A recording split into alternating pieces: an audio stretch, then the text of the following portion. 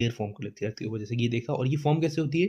ये ऑक्सीजन के ही ब्रेकडाउन से फॉर्म होती है। और ये कौन ब्रेकडाउन करता है? यूवी रेस के थ्रू। और यूवी रेस के थ्रू जब ऑक्सीजन का मॉलिक्यूल टूट के 2 ऑक्सीजन एटम बन जाता है, तब एक ऑक्सीजन एटम जाके आगे चल के ऑक्सीजन मॉलिक्यूल से रिएक्ट करके O3 यानी ओजोन लेयर फॉर्म कर देता है।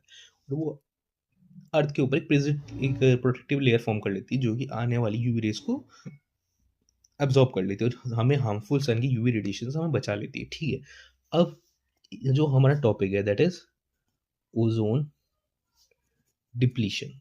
ठीक है, ये था व्हाट इज ओजोन। ठीक है, पहले हमें ये समझना पड़ेगा ना कि ओजोन है, ओजोन क्या है, तो ये इसका एक्सप्लेनेशन है। अब now we have that is what ozone depletion. अब ओजोन डिप्लीशन क्या होता है? Caused by synthetic chemicals like chlorofluorocarbon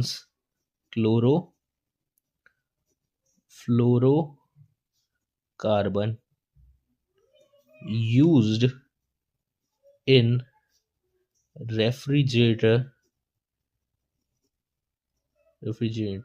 या refrigerants।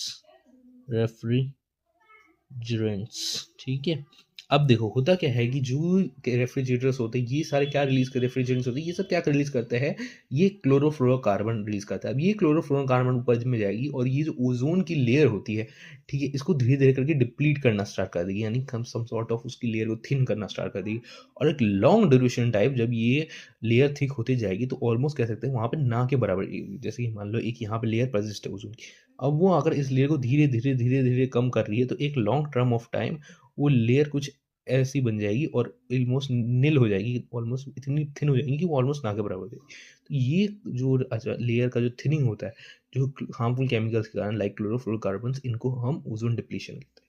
ठीक है, अब इस देखो ये जो ओजोन डिप्लीशन के बारे में पूछा, ये बहुत ही हम एक मेजर कंसर्न है हमारी सोसाइटी की, क्योंकि अगर हार्मफुल रेज एंटर करेगी तो बहुत सारे अलग अलग चीज़ के डिसऑर्डर्स वगैरह हमको हो सकता है, at the same time cancer वगैरह हो सकता है, स्किन कैंसर वगैरह हो सकता है। ठीक है, तो चलो अब देखते हैं कि कौन से स्टेप्स लिए गए इस चीज़ को प्रिवेंट करने के। ठीक है, तो सबसे पहले एफर्ट्स लाइक द 1987, ये हमारे बताया गया टेक्स्ट बुक के अंदर, UNEP agreement